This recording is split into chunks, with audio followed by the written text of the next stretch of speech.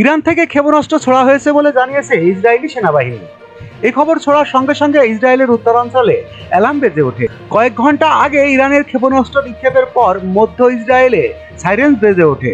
ইরানের সর্বোচ্চ নেতা আয়াতুল্লাহ আলী খামেনি সামাজিক যোগাযোগ মাধ্যম এক্সে ইসরায়েলকে হুমকি দিয়ে একটি পোস্ট দেওয়ার কয়েক ঘন্টার পরেই ইসরায়েলে নতুন করে হামলা শুরু করে ইরান।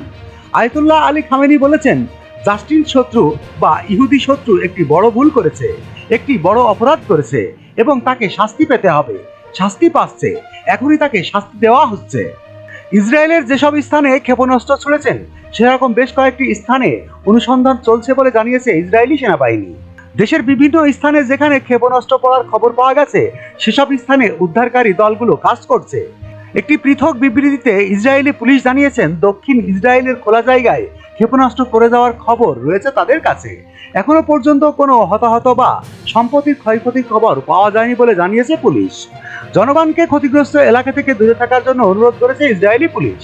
একই সঙ্গে ওই এলাকাগুলো সুরক্ষিত করার জন্য কর্মকর্তারা এবং বোমা নিষ্ক্রিয়কারী বিশেষজ্ঞ দলগুলো ঘটনাস্থলে রয়েছে বলে জানিয়েছে পুলিশ।